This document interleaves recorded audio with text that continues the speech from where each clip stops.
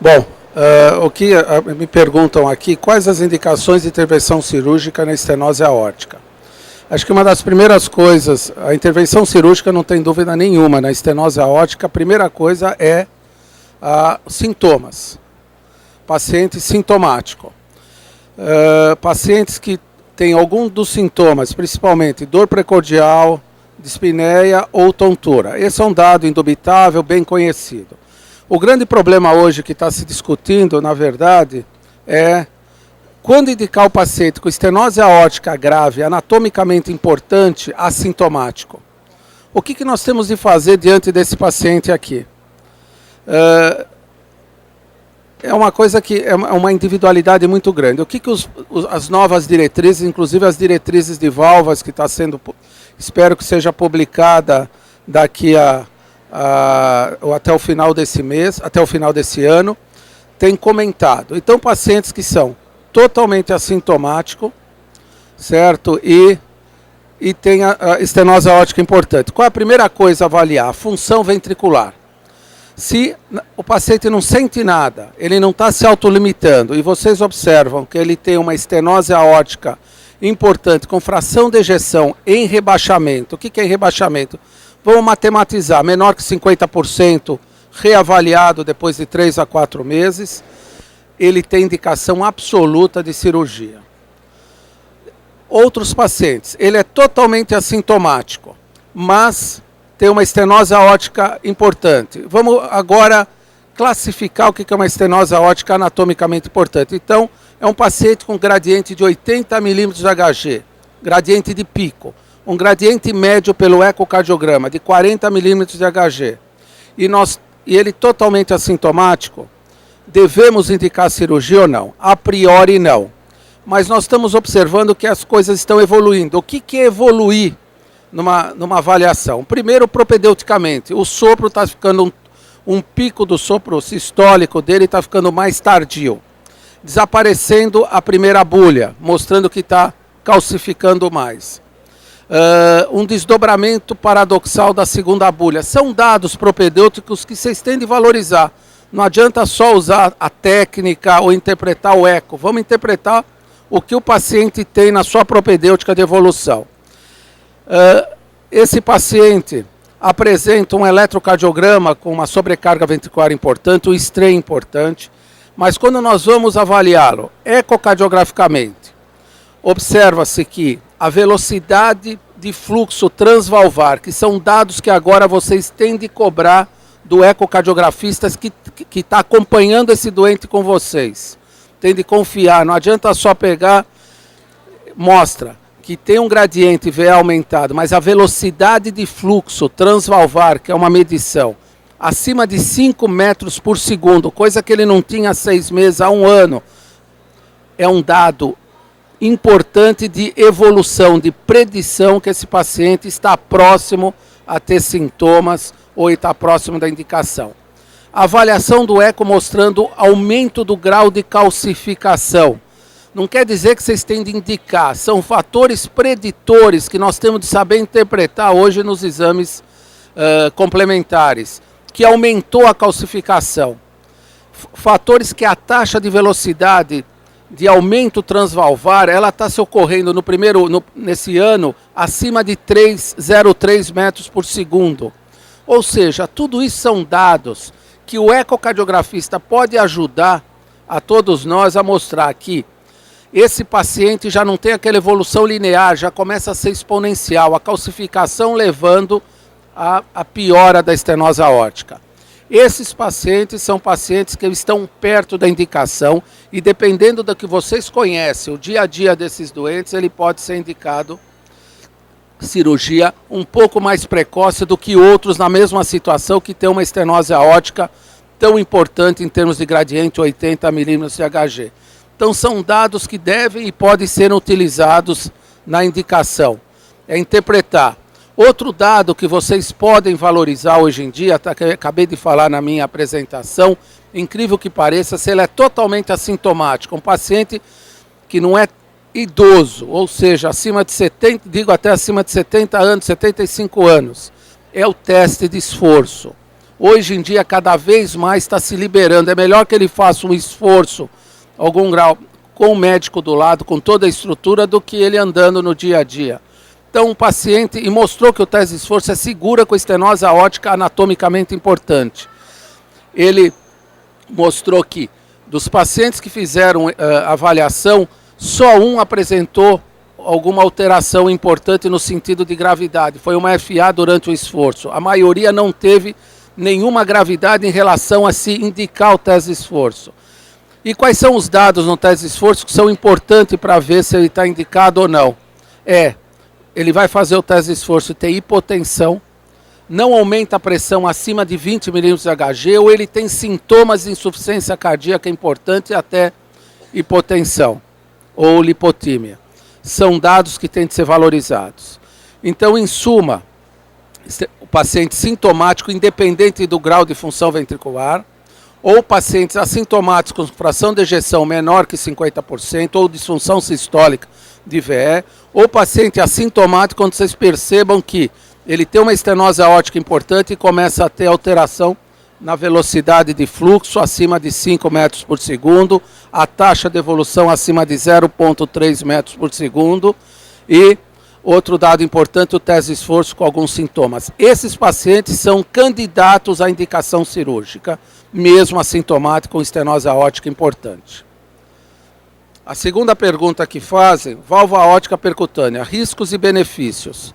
Não tem dúvida nenhuma que hoje o implante de bioprótese, ele avançou muito e a própria tecnologia hoje tem demonstrado a importância desse tipo de tratamento. Então, a quem indicar? Pacientes idosos ou pacientes idosos com comorbidades graves, principalmente problemas pulmonares, que fazem radioterapia, principalmente a nível de tórax, pacientes com DPOC importante, onde vocês acham que o risco cirúrgico é muito grande. Esses pacientes, sem dúvida nenhuma, vão se beneficiar com o implante de bioprótese. Normalmente são pacientes de etiologia degenerativa. Nós não temos ainda uma comprovação em reumático e em bicúspide o implante de bioprótese por via percutânea. Hoje em dia nós estamos tendo uma evolução acima de 80% dos pacientes que são sintomáticos, com grande comorbidade, com uma boa evolução no primeiro ano de vida. Então o estudo Partner, que foi publicado recentemente no New England, mostrou essa melhora importante e deve ser indicada e deve ser valorizada. Agora, além da Corvalve estar entrando a Edwards no país, isso deve ajudar muito e beneficiar nossos pacientes, porque vai baratear cada vez mais o implante dessa bioprótese. Os riscos, sem dúvida nenhuma, o que a gente tem encontrado nos pacientes que botaram o implante de bioprótese e tiveram os riscos deles, principalmente a insuficiência da prótese no pós-imediato, que quando ela é moderada para importante, ela dá um problema muito grande para o clínico, porque são pacientes com estenose aórtica grave, são hipertróficos, com baixa complacência, vocês imaginem, então ficando uma insuficiência valvar. Mas essas complicações são baixas e cada vez menores com a prática e habilidade dos nossos operadores hemodinamicistas. O outro problema que a gente tem encontrado, como a maioria ou dos pacientes que nós indicamos são acima de 80 anos, tem um grau de calcificação grave, é o bloqueio AV total, que ele gira em alguns trabalhos de 10% até 25% dos pacientes.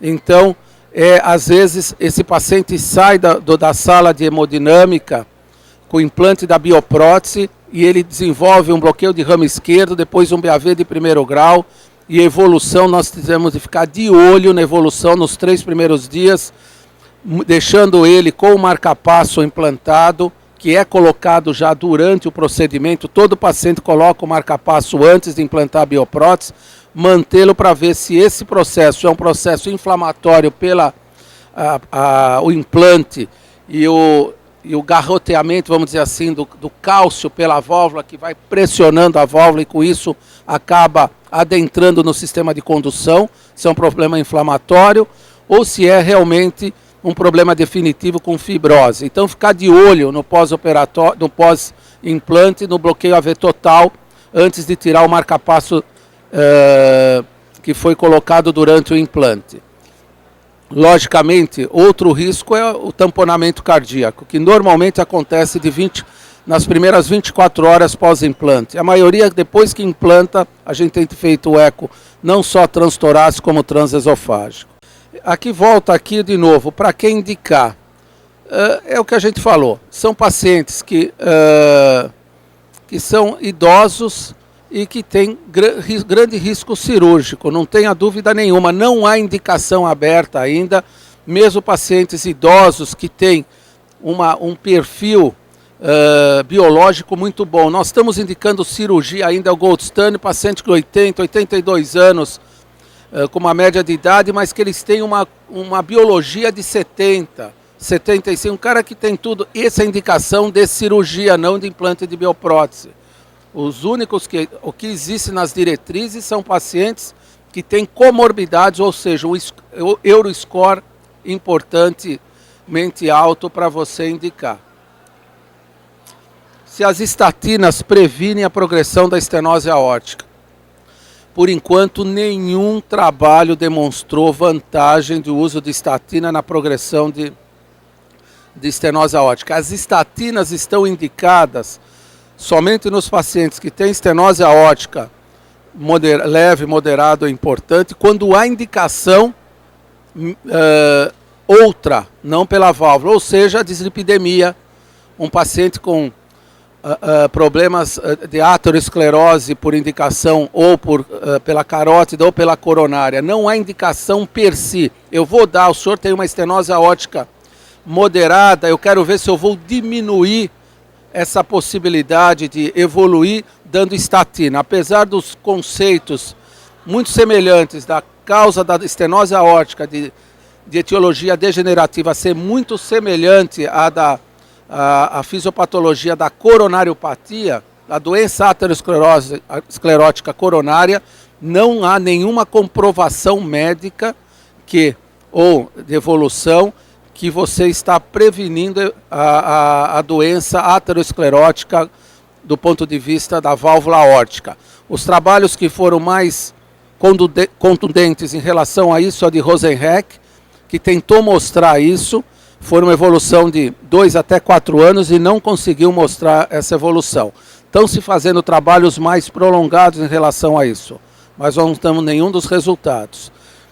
A única maneira de prevenir a estenose aórtica degenerativa nos nossos pacientes é minimizar, sim, as alterações metabólicas.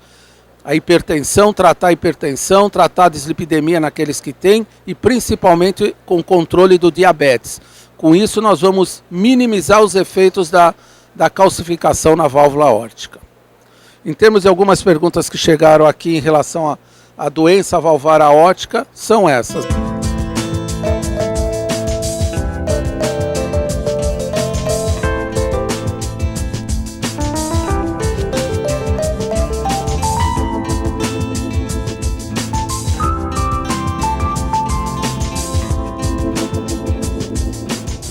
Não tenha dúvida nenhuma, os pacientes, o que a gente está falando aqui não é de ler, é de viver.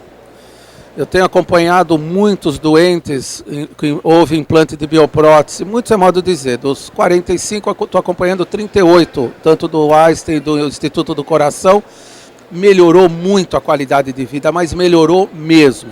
É a sensação que eu tenho, não tenho nenhuma relação com nenhum dos laboratórios hemodinâmica, mas isso veio para ficar. Existe até a chance, quem sabe, daqui a 5, 3, 4 anos, nós estamos tentando falar de indicação percutânea nos pacientes sem grandes riscos cirúrgicos. Existe até essa chance quando tiver aquilo que você bem chamou a atenção, tempo de evolução. Mas ele tem melhorado muito a qualidade de vida dos pacientes. Pra você ter uma ideia, a primeira paciente implantada no Brasil de bioprótese foi em 2009 ou 2008, eu já até me perdi. Ela tinha uma sintomatologia importante, é uma senhora de 85 anos, que tinha radioterapia, tudo, e ela tinha uma limitação na sua atividade, e ela é sobrinha tia de um cirurgião cardíaco. E agora vem no consultório, a primeira coisa foi, doutora, eu como feijoada me dói muito, eu queria fazer uma endoscopia, porque agora está me incomodando, são 2 ou 3 anos de evolução, e ela hoje tem uma atividade normal. E assim vai os pacientes. Os pacientes que morreram realmente, a maioria morreram pela doença, não pela estenose aórtica em si ou pelo implante bioprótese, foi muito mais pela doença de base. Nós tivemos 2 pacientes que eram transplante de fígado, pacientes que tinham DPOC grave. Nós queríamos quebrar o ciclo, era muito difícil discernir se era estenose aórtica ou DPOC. Conseguimos melhorar a qualidade de vida depois de 2 anos pela infecção pulmonar e eles acabaram falecendo. Lógico que tivemos 4 pacientes que tiveram óbitos relacionados ao implante, mas a maioria melhora a qualidade e, sem dúvida nenhuma, com isso melhora a sobrevida desses pacientes.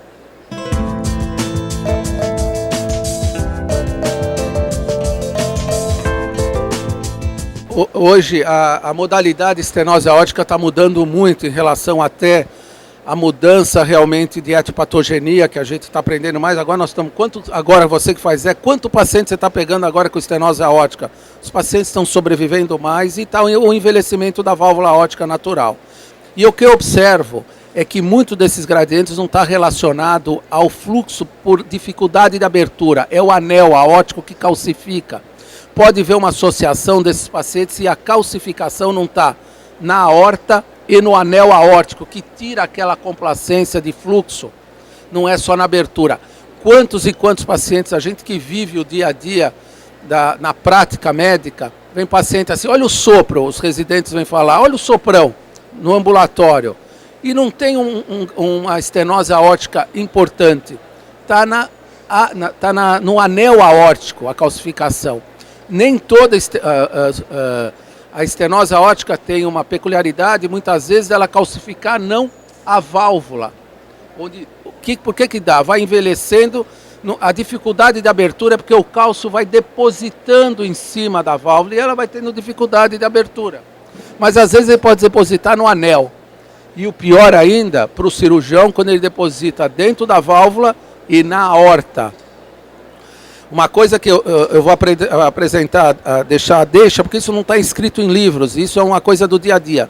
Tivemos pacientes que nós indicamos estenose aórtica grave, pacientes normalmente etiologia degenerativa grave, onde a doença não estava só na estenose aórtica, na dificuldade, mas estava na aorta também. O cirurgião abriu e não conseguiu operar, porque a aorta está tão calcificada que ele vai tentar glampear, ela se destrói, que nem vidro. Isso é uma coisa que cada vez nós, clínicos, temos de prestar atenção, não olhar só para a aorta e para o ventrículo. Para a aorta eu quero dizer, desculpa, válvula aórtica é uma dica. Para a aorta também. Como avaliar? No CAT não adianta, muitas vezes. É na tomografia, às vezes, ver como é que está a aorta. Às vezes a própria radiografia de tórax num perfil, você vê o contorno. Então, pacientes que estão biologicamente bem, são uma certa idade, estenose aórtica importante, e às vezes estão contraindicados à cirurgia porque a aorta como vaso extremamente calcificado. E é isso que aumenta a morbidade cirúrgica. E às vezes o cirurgião tem de insistir, está aberto, e lá que está o problema. Então uma dica aqui para vocês, e é um alerta sempre para nós, não deixe nesses pacientes avaliar a aorta desses pacientes, porque ele pode ser um complicador a mais, principalmente na indicação cirúrgica. Mas respondendo, voltando, é calcificação no anel aórtico. Pode reparar, você que é ecocardiografista, que a calcificação está lá, não na válvula aórtica, e dá um sopro tão importante quanto o da estenose da válvula aórtica.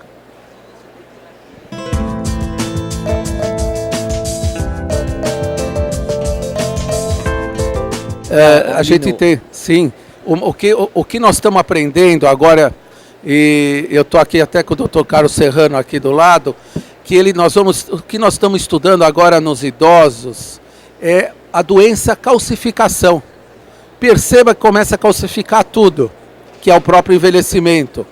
Então, o próprio Dr. Serrano tem chamado a atenção de todos nós, na doença da calcificação do coração principalmente, ou calcificação vascular.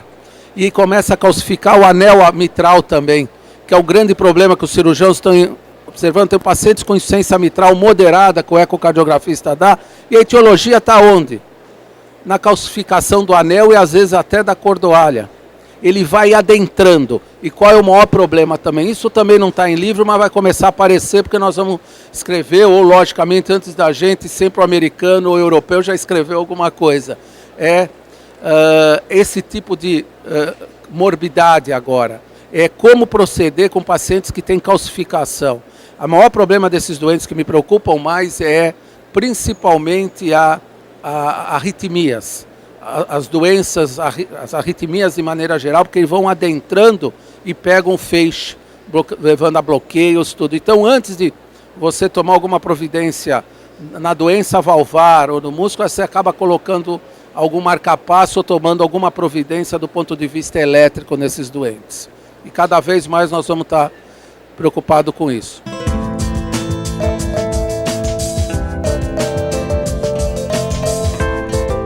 Uma coisa que nós aprendemos na prática e também pouco escrita.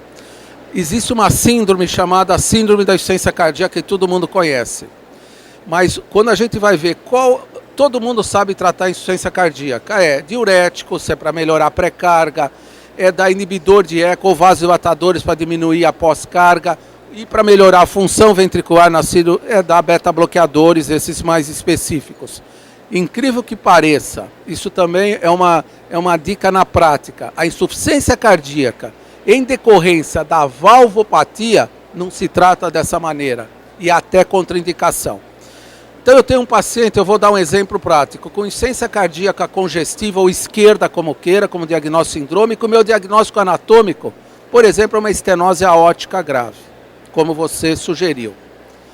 Com ou sem disfunção. Primeiro, sem disfunção, não se faz nada. Assiste a evolução e vai valorizando aquilo que eu falei no início da apresentação aqui. Procura individualizar esse doente pegando os fatores de pior prognóstico, tanto clínico como ecocardiográfico. Não faça nada, por favor. A única coisa que você pode fazer é a prevenção para endocardite infecciosa ou para febre reumática, se for o caso, mas é raro estenose aórtica pura e etiologia reumática. Se ele tiver uma disfunção ventricular, também falei no início, foi muito bem você repetir isso, é indicação absoluta de operar. Não tente resolver ou a insuficiência cardíaca com a disfunção sistólica do ventrículo esquerdo na estenose aórtica com beta-bloqueador. O beta-bloqueador poderia até piorar, porque ele pode diminuir o baixo débito. Está certo que dentro da fisiopatologia da estenose aórtica, para você manter o paciente adaptado, além dele fazer uma hipertrofia concêntrica para vencer uma resistência, ele tende a bradicardizar. É um efeito normal. Pode olhar que todo paciente com estenose aórtica grave, seja reumática, seja degenerativa ou seja bicúspide, o ideal é ele bradicardizar, porque ele aumenta o tempo de ejeção. Com isso ele mantém o... Mas não queira você fazer isso, porque isso é um mecanismo adaptativo dele. Se ele está mudando a frequência, você tem de pensar por quê e tem de procurar causas. Se for extracardíaco, como anemia, problema de tireoide, alguma coisa que seja, se for cardíaco, porque ele está entrando em insuficiência cardíaca, é indicação de operar. Vou dar o exemplo, então, da insuficiência aórtica, já que o assunto não... vale a pena, um paciente com insuficiência aórtica, importante, você dá, por exemplo, como você citou, e tem insuficiência cardíaca da beta-bloqueador. Primeiro, em valvopato, eu já falei, o tratamento da insuficiência cardíaca em doença valvar anatomicamente importante é igual à cirurgia. Ah, mas ele tem uma disfunção importante, não sei se vale a pena. Nesse tipo de doença, estenose e insuficiência, sempre vale a pena investir na cirurgia. Porque muitas vezes alterações do coração que parece que estão dilatando, hipertrofiando, é em decorrência da doença valvar, não da doença do músculo do coração. Mas eu vou dar beta-bloqueador nesse doente, eu vou piorar a insuficiência aórtica dele, porque eu vou aumentar o tempo de diástole e com isso vai aumentar o refluxo. Abre aspas, tudo na medicina tem, mas já tem gente justificando o uso de beta-bloqueador porque você melhoraria a estrutura ventricular, melhorando até os receptores. Então, antes de operar, você dá vasodilatador arterial, poderia dar até beta-bloqueador e indicar cirurgia. E eu só vejo indicação na insuficiência aórtica, com ou sem insuficiência cardíaca, de usar algum beta-bloqueador é nos pacientes que têm doença da aorta, aneurisma de aorta. Esse sim tem indicação para você fazer isso. Mas volto a falar sendo bastante categórico. Cuidado, vocês têm um diagnóstico sindrômico de insuficiência cardíaca e o diagnóstico anatômico é uma valvopatia, seja ela mitral e aórtica, tentem não tratar tudo igual, como insuficiência cardíaca congestiva. Vou usar beta-bloqueador, vou usar inibidor de ECA, vou usar diurético. Talvez você tenha de usar tudo isso, mas entendam primeiro qual é a etiologia da doença, entendam a fisiopatologia para depois usar, porque senão vocês vão antecipar uma piora da doença desse paciente. E é isso que a gente pega muito no Instituto do Coração. Tem insuficiência cardíaca que está lá com beta-bloqueador, diurético, vasodilatador, e chega tão hipotenso que piorou os sintomas. E não esqueça que eles são super hipertróficos. Tem risco até de levar uma arritmia por diminuição da pressão de enchimento da coronária. É muito mais fácil falar e estar de frente do paciente, como vocês todos enfrentam, a gente também enfrenta. A gente esquece que a gente acaba botando essa modalidade. Ele tem insuficiência cardíaca e tem coração grande, ele já tem doença do músculo do coração. No valvopata, pelo amor de Deus, exceto a insuficiência mitral pura, às vezes, em outra valvopatia, entendam saber por que dilatou e hipertrofiou, que muitas vezes esse coração enorme, mostrando na radiografia de tórax, é por dilatação e hipertrofia para se adaptar à doença valvar importante que ele tem. Então, um tratamento até farmacológico, usando com bom senso, e uma cirurgia vai remodelar inversamente o ventrículo e ele chega a normalizar. Não é exagero, é uma realidade, o dia a dia. A grande maioria dos pacientes, exemplificando que tem insuficiência aórtica importante, de diâmetro diastólico de 80, que passa 85, 6 meses, está com muitos pacientes com diâmetro diastólico de 55, 50, porque remodelou aquela dilatação, era simplesmente uma adaptação à doença valvar importante. Por isso que muitos guidelines americanos não batem com nós, porque a etiologia é diferente. Por isso que nós insistimos e agora nós estamos publicando os nossos guidelines, que vai mostrar algumas coisas diferentes de indicação de valvopatia em relação, porque os nossos, a maioria, são reumáticos em insuficiência aórtica. Então, tem pacientes de 40, 50 anos com corações enormes, que acharam que já passou. Não. Eles estão lá desde os 25 sofrendo esse bombardeio e você, às vezes, operando aí vocês podem melhorar não só o tempo, mas como melhorar a remodelação ventricular dele.